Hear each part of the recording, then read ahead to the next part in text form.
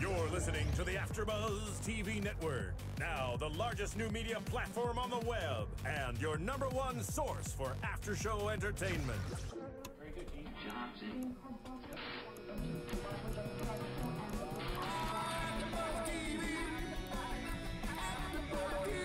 From the AfterBuzz Studios, live in Los Angeles, California, presented by Maria Menounos and Bing.com, streaming live thanks to Akamai Technologies. This is AfterBuzz TV's Chatting with Cathy. Hello everyone, I'm Cathy Kelly. This is Chatting with Cathy. Bing is for doing, and today we are doing an interview with singer, songwriter, YouTube sensation, Ryan Beatty. Ryan, thank you so much for joining us today. Thank you for having me. I'm super stoked to be here. And you have accomplished so much, such a young age. You're 17 years old. Yes. It's, this has all been really crazy, but long ride for sure, but super grateful for everyone who's gotten me to where I'm at. It's definitely a dream come true. Yeah. So I want to take it back to the very beginning to learn about your journey. You were born. No, I'm just kidding. We all were. We Yes. all were at one time. I was going to say your birthday because it's September 25th, Yes. 1995, right? Great job. I remembered that because mine's September 27th. Oh, shoot. So, well, maybe we could have like a joint birthday party. that would be awesome. That would be so cool. So, for real though, you grew up in Clovis, California. Yeah. You are the youngest of 5.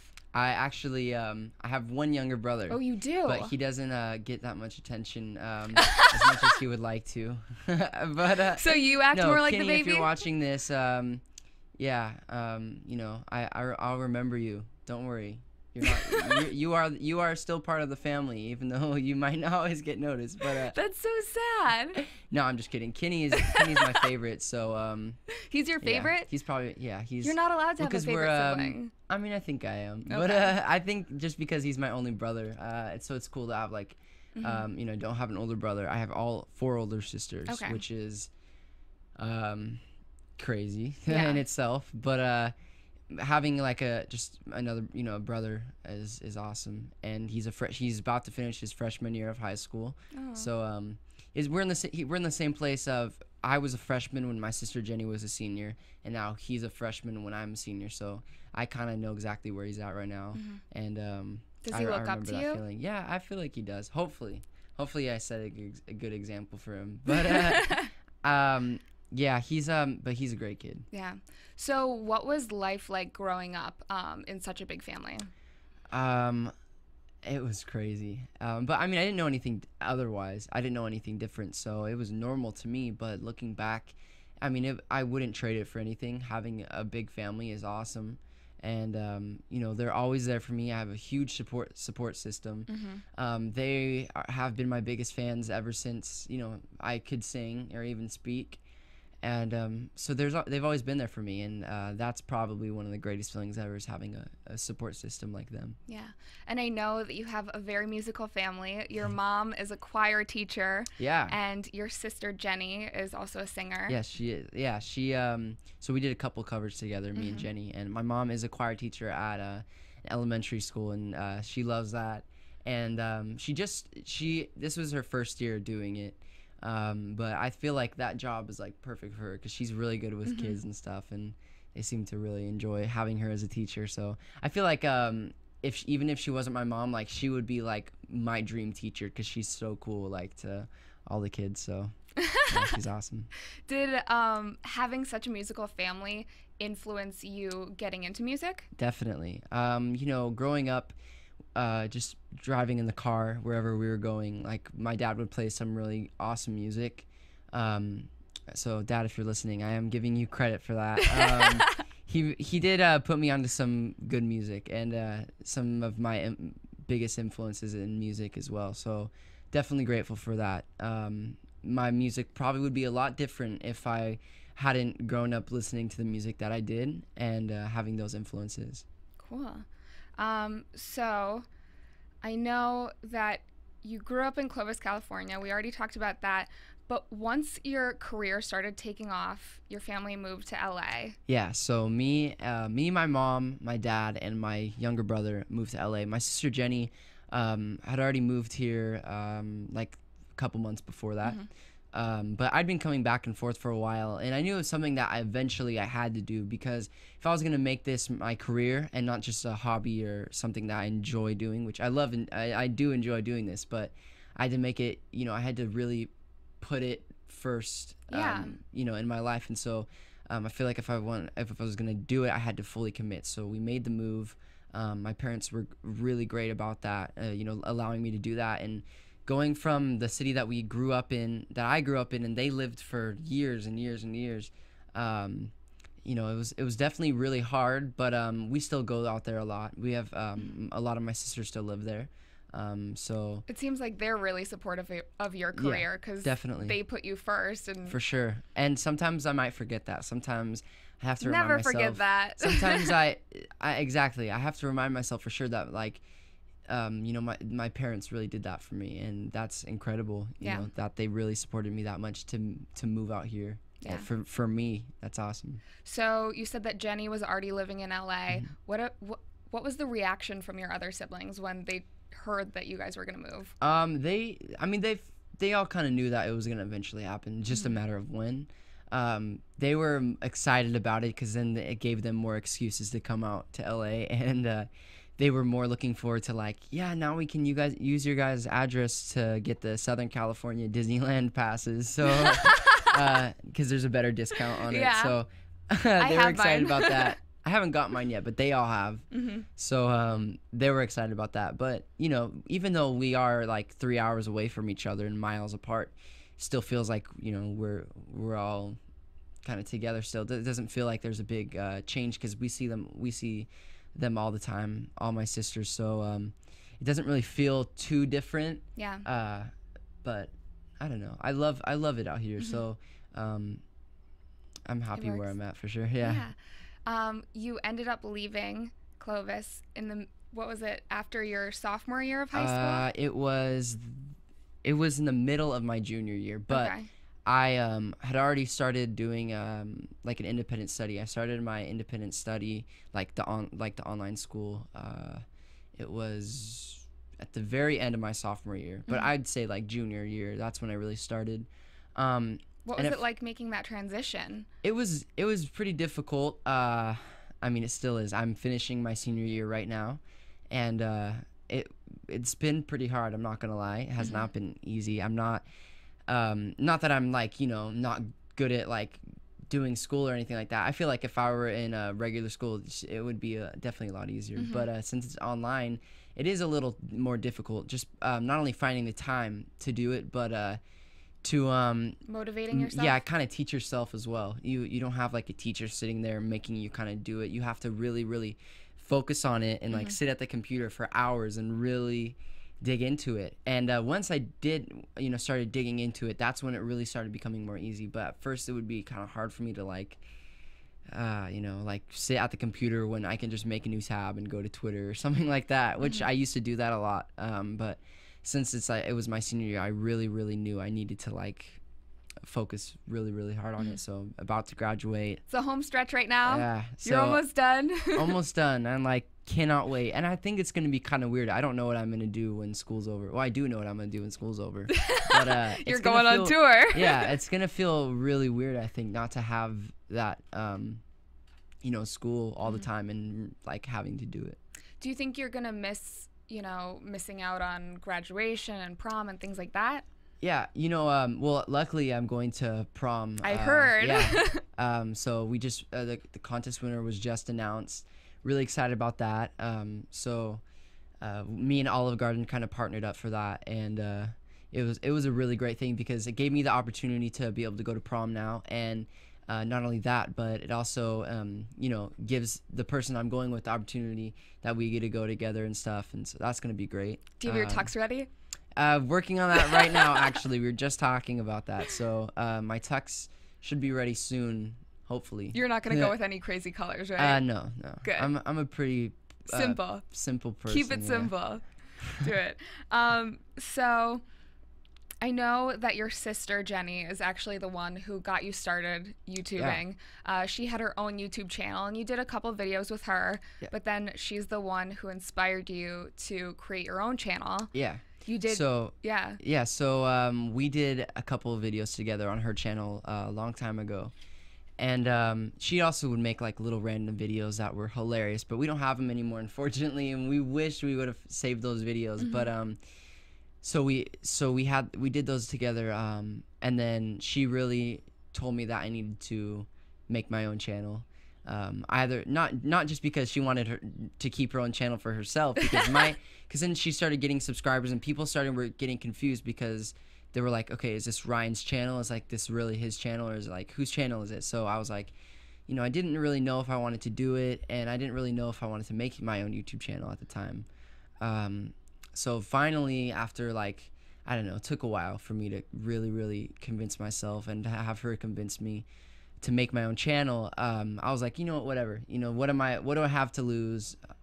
So I posted a video, and from there, that's kind of how it all happened. And it's still a blur for me, like, to look back and think about it all. That it first still video. really hasn't set in how it really all happened. Yeah. But all I can say is, like, I'm definitely really grateful for everybody who made the choice to just click on that video and subscribe or even comment or like it, and then, spread the word about it. That means so much to me. That first video got 10,000 views in 1 week. Yeah, in a week. And that was something that we used to get when me and Jenny would make videos together. We'd get like 300 views in a couple months or something like that. And we thought that was awesome. But we'd share it on MySpace and all this stuff. Oh, MySpace. Yeah. Back in the MySpace days. And, so when I posted the video, and I literally started from nothing. I had my Facebook that just had all my friends on it, and I shared it on there, and I was like, guys, check this out. And, I didn't know it was going to happen, but seeing how it all happened, it was really shocking. What do you attribute that success to? Was it just you going out there and guerrilla marketing and sharing it on Facebook and stuff? I think something that had to do with it. I'd like to think that my voice had something to do with it. Hopefully, your talent. No, but I think that something that had to do with it was the song was "Forget You" by CeeLo Green, and so at the time it might have been. I think it was a popular song at the time. Definitely. Might have been in its peak.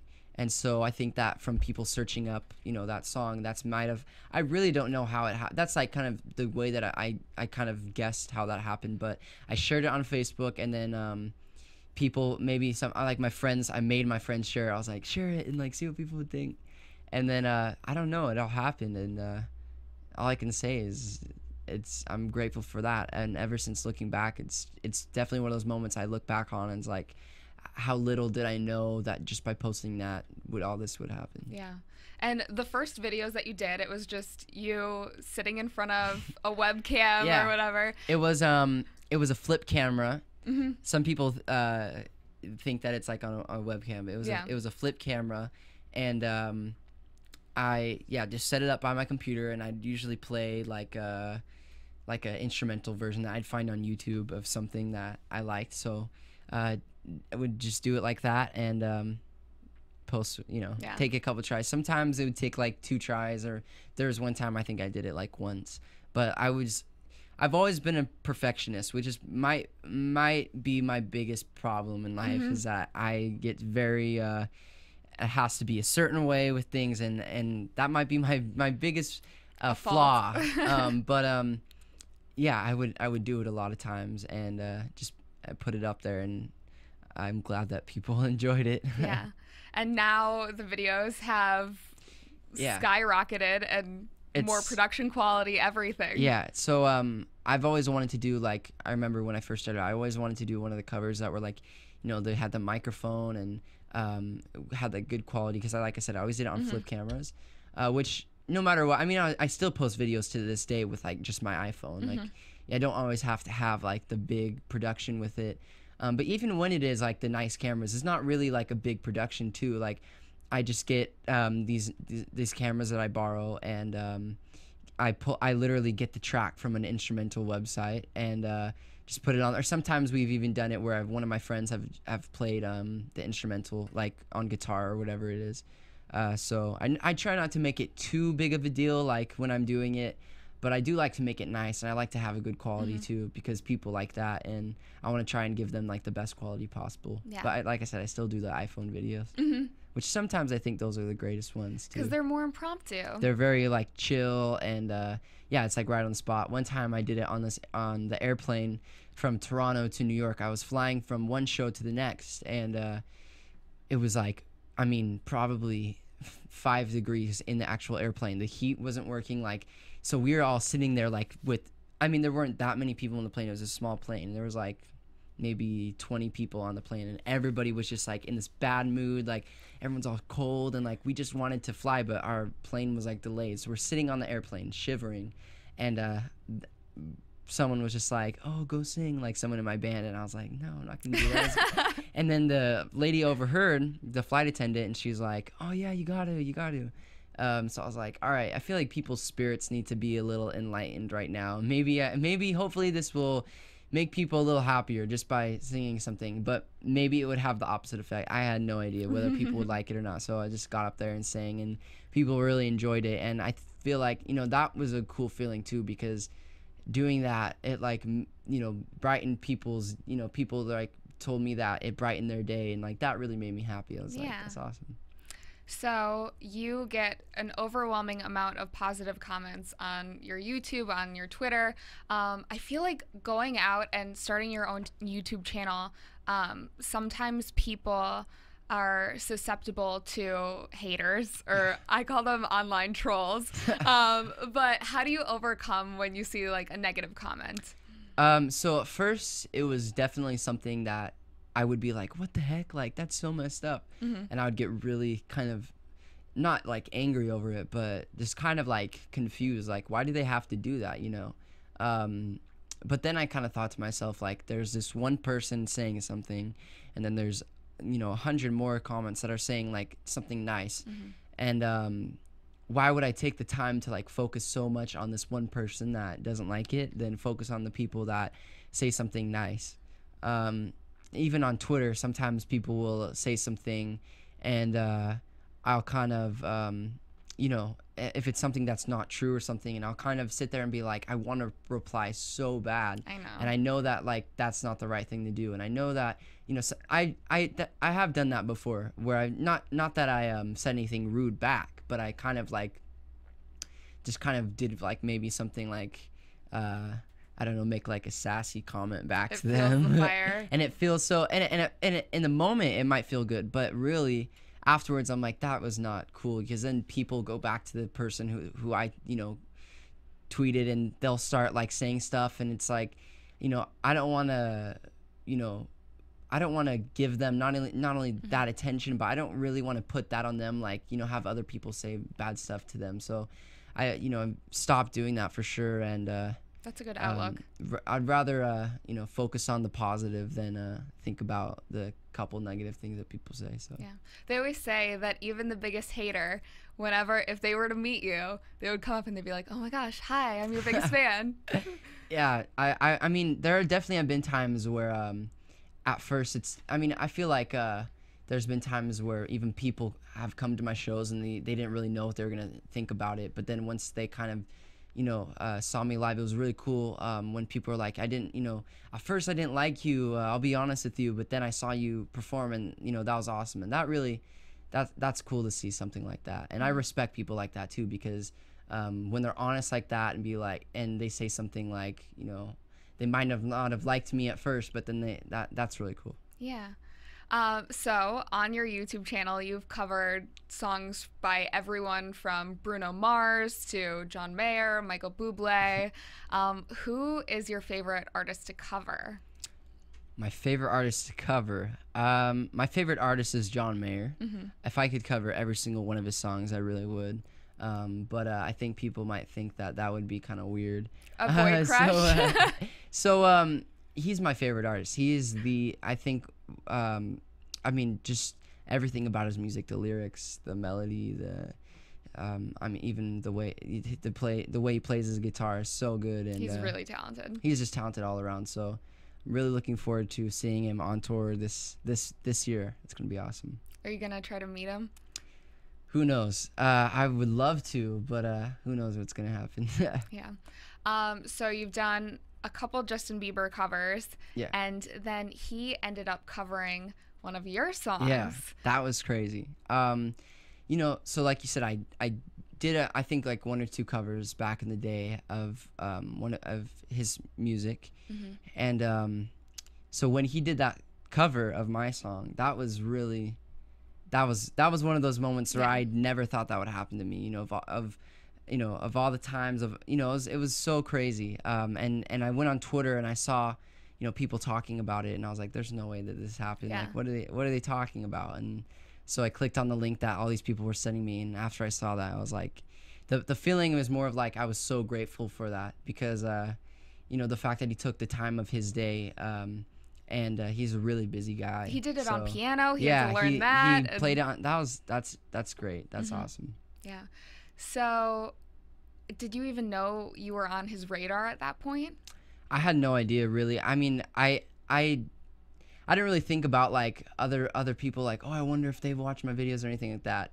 But that moment, like, he didn't follow me on Twitter or anything before that, so I didn't really think about that. But after he did that, like, I had no idea that he even knew like who I was at all. So that was pretty cool. Yeah. I listened to a lot of interviews that you've done before this, and it seems like everyone always compares you to him. But I want to know, who do you think you're most similar to? Artists like present day or past? Oh man, that's a hard question. Or do you think that you're just kind of carving your own path? I mean, I have a lot of influences, but I'd say, like, I don't know if I'm similar to, or who I'm most similar to. I'll be honest.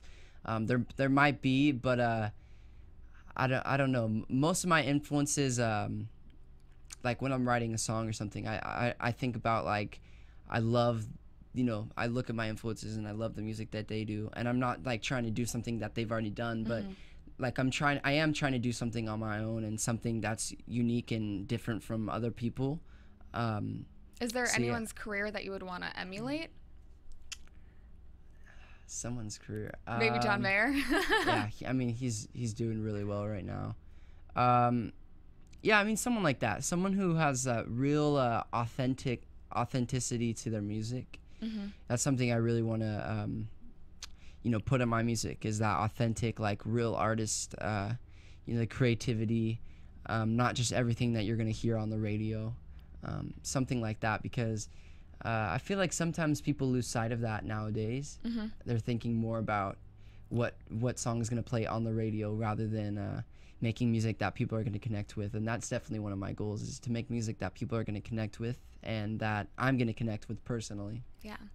So how did you make that transition from doing covers of other people's songs to writing your own songs? I've always wanted to write my own music and make my own music. Never thought it'd be possible. But I wrote songs when I was growing up, like just little things. But I remember when I first wrote, like, my first real song, it was Every Little Thing, which was my first song I ever released. That was the moment that I knew that this is what I wanted to do. And looking back, you know, it was just that one clear moment that I knew that this is something that, it wasn't just a hobby anymore. It was something that I really wanted to pursue, you know, with my life. And I know that you actually learned guitar for tours that you've done in the past. What was the process of learning guitar like? Because I know that you kind of taught yourself. Yeah. So at first, it's definitely like when you're first starting out on anything, and you know, you're looking at all these other people who play so well, and you're having trouble playing like a couple chords. It's definitely very, it kind of brings you down a bit, you know, because I'm like, this is gonna take so much time. Bar chords are hard, and dude. It's very hard, and at first it was very hard, and it still is pretty hard. Yeah. I'm not gonna lie. But you know, I just told myself that it's gonna take time for sure, and like, you know, before I know it, a year's gonna come by and I'll be able to play all this stuff. So I would look at videos on YouTube or whatever, and just kind of start messing around and stuff. And it's definitely become more fluent now, and something that's a lot easier. But I still am learning, and I'm still every day, constantly teaching myself. So yeah. It'll improve. It'll only get easier. Do you learn better by reading tabs or by sounding it out? The best way that I learned, and the quickest way that I learned, honestly, this is what I would do, no joke. At first, I would go on YouTube videos and kind of look at whatever song I wanted to play, and I would I'd pause the video and literally sit there and play the chord and take my fingers off and play the chord and take my fingers off and play the chord, and keep doing that until it became something that was more natural. So that's kind of how I first started out, was just learning chord by chord. And I was learning some at first I didn't even want to learn really simple songs. I really wanted to learn like I said, John Mayer's my favorite artist. I wanted to learn his parts on guitar, and I really wanted to master that, but it's so he plays really difficult. Yeah.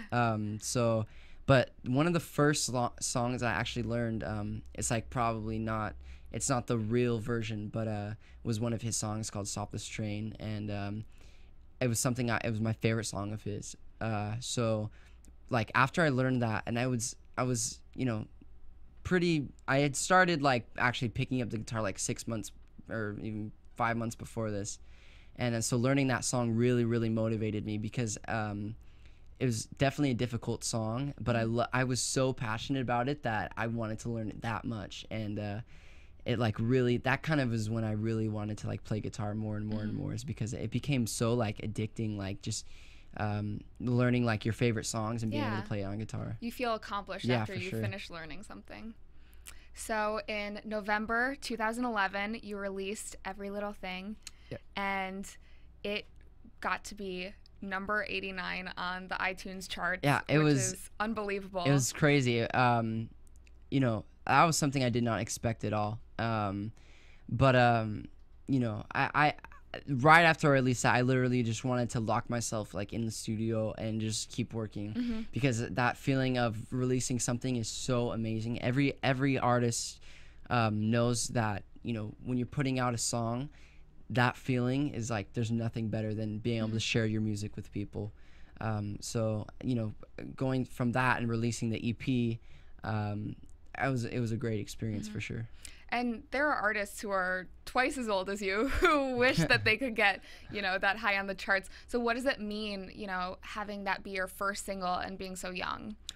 It's something I definitely will look back on years from now, and see it as one of the parts of my life that I'll never forget. It still feels pretty recent to me. It still doesn't feel like it was that long ago. Only about a year and a half or a little more than that. But it is really crazy though, looking back and seeing from then and now and what's changed and stuff. So yeah, and because of that single, Billboard, the magazine, called you, number 10 on their top rising list of social media stars. Awesome.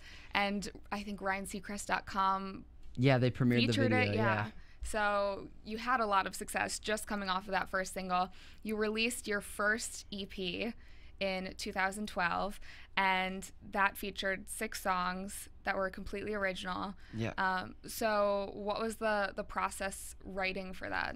So the process writing for that, I definitely did not want to write a bunch of love songs. I definitely wanted to. There are a couple love songs on there. Yeah, there are a couple love songs, but I didn't want to make it. Sometimes I feel like people will kind of put themselves in a box and just write a bunch of songs about love and stuff, which I am young. But I wrote a song called "Hey LA," which became the single from the EP, and that was a really, really fun. I loved working on that song. It's so catchy.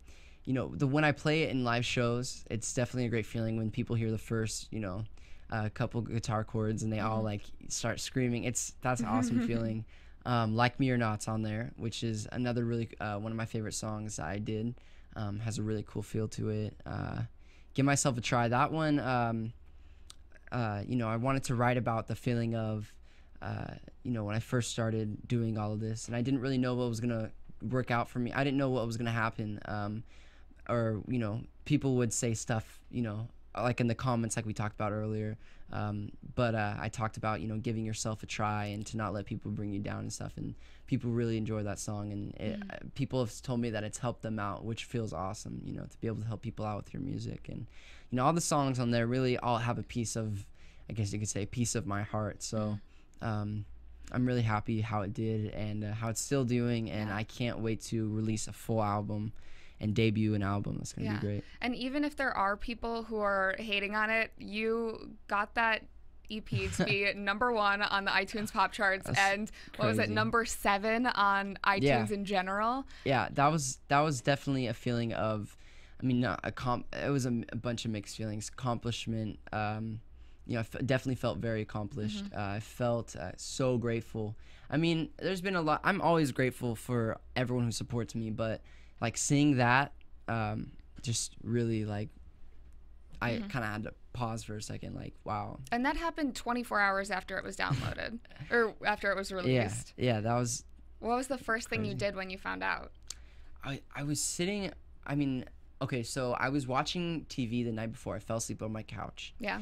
And I woke up, and I didn't know it was #2 on the pop charts all night. And I was sitting there. I was like, if it goes any higher, like, if it goes #1, then I'll freak out. But #2, like, wow, I'll take that. Like, that's awesome. And it was right under Frank Ocean. Like, so I was like, all right, I respect that, Then I woke up and I saw it, and I like it was one of those things where I was sitting there, and I fell asleep the night before that, and with just the happiest feeling in the world. I felt like I was on cloud 9, and waking up and seeing that, I remember laying down on the couch and picked up my phone like I do every day. Almost forgot what happened the day before, and I was sitting there and I saw it, and like I swear it was like 8 a.m, and I literally jumped up, and I felt like I was wide awake, like I felt like I'd been up for hours, and I was like, looked at it, and I was like, there's no way. Like, it was one of the most exciting feelings of my life. And I straight up went to Twitter. The first thing I did was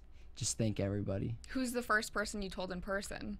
I think it was my dad. My dad came downstairs, and I was like, did you see what happened? And he was like, what? And I was like, it went #1. And he was like, no way. Aww. Freaking out. So. Did your parents do anything for you special? Well, I think we didn't do anything like really crazy, but we the night that it was released, like, we all went out to dinner and stuff, and we didn't like go like because it's, even though like it was a awesome moment, but I wasn't like trying to like go celebrate it, like go crazy about it, but it was, I just remember seeing like my family around me and just being like so happy and grateful for it all, and grateful that my parents made that move for me, and everything really felt worth it at that point. Cool. So in 2012, you were also nominated for a Teen Choice Award. Yep. You were up against a lot of other web acts, including Sophia Grace and Rosie, Carmen, a ton of people. And a couple of the people you've either done covers with or done covers of their songs. Yeah. So was there any friendly competition there? I remember the day that I found out, me and Carmen, we actually had a show together in Fort Wayne, Indiana. And so I remember waking up and seeing that, and again I was so excited, and really, really grateful. And I remember seeing Carmen at the show, and I was like, so it was right after we did the cover together. I was like, so that we're up against each other for the Teen Choice Awards, right? And they were like, oh, no way. I was like, yeah. So we're friends and all, but definitely gonna be some tough competition. I'm just kidding. I was like joking around with them, but it was just friendly competition. And Cimarelli as well, really talented girls, and I'm really grateful that I got to do a cover with them. And they're awesome, and their fans are awesome, very supportive of them. Yeah. And so it was cool to like be against people that you were like friends with, and there wasn't like a feeling of like, oh, I gotta win. It was really whoever won, I was grateful. I was glad they won. Yeah. So. And you had been to the Teen Choice Awards the year before, but you hadn't been nominated yet. Did they treat you any differently when you went the second time? Yeah, so the first time I didn't like really walk the red carpet or anything like that, which is whatever. But the next year I got to do that. That was cool. I sat a little closer too, which is awesome. But yeah, I mean, it was Do you not cool like to, walking the red carpet? Are you over it? feel like, I mean, no, it's cool, and it's cool to be able to be there. But I feel like sometimes it's something that it's like all like glorious, and I don't want to make it like that, because really, like, I like to be there, and I love to talk to the people, like the media outlets and stuff like that, and see like people I've seen before and like say hi to them and stuff. But you know, I don't try to make it anything like all like get super ready for it and like try and get all like, you know, cool for it. Like, you know, I really wish that I would just go like one day I'm gonna do this, I swear. Just show up at an award show or whatever, and just a shirt and jeans, because like I wish that's how it could be, you know. I wish you didn't want to feel keep like it casual. And you could wear what you want to wear without people being like, what is he wearing, you know? So it seems like even with all this success and, you know, with media in your face and all these fans, you still want to stay humble and grounded. For sure. That's been the goal the whole time, is no matter what happens, to keep, you know, the same mindset that I did when I first started out, which was just share my love for music and share the passion that I had with people, and hopefully help them out, or you know, do something like that. Because the greatest thing that I've gotten out of all this is to be able to, you know, share my music in a positive way, for sure, and always have a positive vibe about myself, because the more positive you are, the people around you will be positive. And, you know, I just definitely always wanted to keep that mindset, for sure.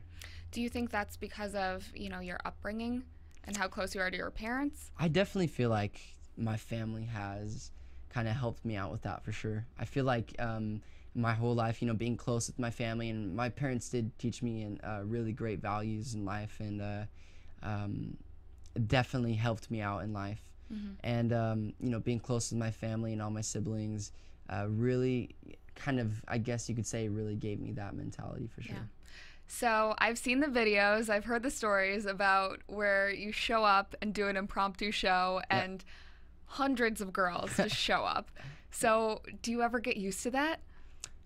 I mean, it's still very shocking. It's still, I'm always very nervous, I'll be honest with you, when I say that I have a meet and greet, and I don't know how many people are going to show up. And, you know, I not that I'm like, I want thousands of people to be there. It's more of like, I just don't want to show up and it'd be like, you know, nobody is there, you know what I'm saying? So I'm not going to lie, sometimes I do get very nervous about it, but it's always really cool to be able to do stuff like that, and be able to, you know, I don't want it to ever feel like that there's like a barrier between me and like my supporters, because we're all just, you know, regular human beings, and why not just, you know, go say what's up to everybody. So I always want to make sure that it's like that, and you know, having meet and greets at all the cities I go to is really awesome. Yeah, you've done a ton of shows, I mean, sold out shows. Do you ever get nervous still? Stage fright a little bit? I don't really get nervous. I get more very excited. I get more like anxious, like I just want to go on stage and perform. But it is good to have a little nerve in your body, though, because you don't want to be like, you want to be comfortable, but you don't want to be too comfortable. It's like adrenaline. Yeah, you want to have that kind of like you're up on your feet a bit. Yeah. So you've gotten a lot of marriage proposals on Twitter, in person. What is the most creative one? Or most memorable, maybe? Most creative one. I mean, it's all very like, I almost don't know what to say when it happens. Yeah. It's like, I mean, I always say like, yeah, sure, why not? But it's like, sometimes I mean, I know they're doing it as like a, you know, just for fun. So it's like, that's, you know, it's, and I definitely respect them for that, because I don't know if I could have the guts to do something like that to like somebody I don't like really know like personally. So I always say like, yeah, for sure. So I don't know, but I respect them all though for definitely having the guts to do it. Yeah. So you are about to go on tour with Cody Simpson. It's an 8-week long tour. Yeah. That's really long. You're going all around the United States, a little bit in Canada. So how do you prepare for a tour like that? So, I mean, I just came from rehearsal right now, actually, where I was working with my band and, you know, kind of figuring out the songs that I'm going to do, changing it up a bit. Also, I don't know how it's going to be like on the bus, but it's my first bus tour, so that should be really exciting and real fun. I've always wanted to go around, you know, the United States, whether it be on a tour or not, just go and drive across the United States. So now I get to do that, and not only do that, but also perform and do what I love, and, you know, perform for people. So it's going to be really fun. I'm really grateful that I have this opportunity to do it, and I can't wait to see everybody out there. I've heard that a lot of pranks happen on tour. Do you have anything planned? You know, I'm the one usually getting pranked, so I'm kind of nervous about that. I'm not a huge, like, you know, prankster or whatever you want to call it, but my biggest prank is like, oh, let's go doorbell ditch, you know. You've got to plan something. You've got to get like some shaving cream and like, well, something like that. Yeah, for sure. But I know it's gonna be a lot of fun. Really excited to go with my band and stuff. That's gonna be great. And yeah, it's almost like going on tour with friends, because me, Cody, and Allie, like, you know, we've hung out a bunch of times, and so Allie is Cody's sister, and so, you know, it's like going on tour with friends. It's gonna be great. Yeah. So you work a lot with charities, and right now you're teaming up with Do Something. Yeah. So tell us a little bit about that partnership. Yeah. So me and Do Something have done a lot of, you know, things together. Right now I just did something with them for VH1 Save the Music, which is awesome because that's a really great program in itself. But yeah, I love, you know, working with Do Something because it's an organization that that has so many things that helps people out. It's not just one thing. It's like they have so many things that help people out, which is really, really awesome. And it has an organization for everybody, really. So I'm all about, you know, positivity. I'm all about people who love to help other people out. So they're incredible. We talked a lot about how you got to this point and all the things you've accomplished. What do you see yourself doing in the future? Like, what else do you want to accomplish? I mean, I haven't released an album yet, so hopefully in the next couple years I'll have that out. I'm just kidding. It's coming soon, I promise, guys. I'm working on it, I swear. So I want to have a couple albums out for sure. I want I want to go to different countries that I haven't been to. You've been a bunch of places. I've been to a lot of places in the United States. I've also got to go to China, which was awesome. But I want to go to a bunch of different, you know, countries and stuff. I want eventually in life to get married, have kids, and then go backpacking. That's a ways away. Yeah. No, but yeah, that's a long time away. But I don't know. I mean, I'm still taking things step by step every day. Yeah. So I heard that you might want to get into acting eventually or try that out. Yeah, I'd love to try it out. You know, why not? I'd love to experience a lot of things, and that's definitely one thing I'd love to experience, just to see how it is. But maybe like later on. Okay. So I want to do a little word association game. All right. Quick fire. I'm going to say a word or phrase, and then you say the first thing to come to mind. You ready? Yeah, let's go. Cody Simpson. Awesome friend. Clovis, California. Hometown. John Mayer. Greatest artist ever. Hey, LA. A lot of fun. I don't know. It was a lot of fun making it, so that's what I first thinking about. I'm sorry, these aren't words. These are like phrases. That's totally fine. All right, first cool. thing to come to mind. Ellen DeGeneres. Awesome. It's my dream to go on Ellen. I heard. I saw you with the cardboard cutout. I mean, eventually that'd be something I want to do. She's really cool. We should get that trending. You on Ellen. Okay, Justin Bieber. Really great artist. I loved his last album, and I'm excited to see what he's working on right now. But yeah, loved his last album. That's a very long one. Sorry, word. Well, I just want to explain. I'm kidding. I just wanted to, you know, because I already said that for John Mayer, so I wanted to, yeah. Billboard. Billboard. Awesome. What can I say about Billboard? They're great. This is what I could say about them. They're great, and they've done a lot for me. So grateful for them, definitely. Yeah. YouTube. Where I got started out. He did give you your start. Yeah, gave you my start. So everybody YouTube, whoever created YouTube, I'm sorry I don't know your name, but thank you so much. And clowns. Oh my gosh. Scariest things ever. I heard that you were afraid of clowns. It's gotten a lot better. It's not as bad as it used to be, but I mean, I think it's something that kind of ran in the family because my brother is like deathly afraid of clowns. So at night, if you ever mention It the Clown to him, which is a movie that like kind of probably started our fear. That movie scared me.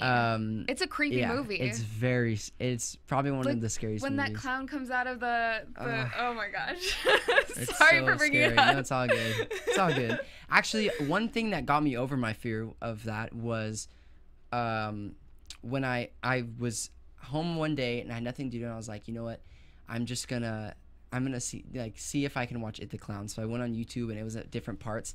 And I was like, it was so hard for me to watch it, but it definitely helped me get over the fear a little bit. Did you watch it by yourself? No, my cousin was good. in the room too. So it wasn't. You had a support system. Yeah, I had a support system. That's important. Sure. Yeah. That's definitely important. Okay. So this is the shameless plug time where you are allowed to talk about your tour, right. Twitter, YouTube, all that jazz. All right, so yeah, tour this summer with Cody Simpson on his Paradise tour, and it's gonna be awesome, and it's gonna be a lot of fun, and you're not gonna want to miss it. Trust me, if you have nothing to do, then this is definitely something. Even if you have something to do, this is something that you're gonna want to do. My Facebook is facebook.com/ facebook.com/official Ryan Beatty. Then it's my Twitter is at the Ryan Beatty, and my Instagram is at Ryan Beatty. So luckily I got the at Ryan Beatty on that one. But make sure you sometimes people get confused with Twitter and Instagram. Yeah. So Website Twitter, too. My website is the Ryan Beatty, where you can find everything. A lot of Ryan Beattys. Yeah. And my Vine, find me on Vine. It's just Ryan Beatty. Oh yeah, I love Vine. It's a great app. Well, thank you all for tuning in. Thank you so much, Ryan, for coming in. Me. It was great. I have to mention real quick, if you are watching us on AfterBuzzTV.com or if you're watching us on YouTube, please take 2 seconds, go over to iTunes, rate, subscribe, comment. Rate us 5 stars. We love you forever. And you can follow me on Twitter at Catherine Kelly. You can follow everyone here at AfterBuzz TV. So for our engineer Marissa, for Ryan Beatty, for everyone who helped set this up, thank you so much for tuning in. I'm your host, Cathy Kelly, and we will see you next time. From Bing.com, executive producers Maria Menounos, Kevin Undergaro, Phil Svitek, and the entire AfterBuzz TV staff, we would like to thank you for listening to the AfterBuzz TV network. To watch or listen to other after shows and post comments or questions, be sure to visit AfterBuzzTV.com. I'm Sir Richard Wentworth, and this has been a presentation of AfterBuzz TV. Buzz you later. The views expressed herein are those of the hosts only and do not necessarily reflect the views of AfterBuzz TV or its owners or principals.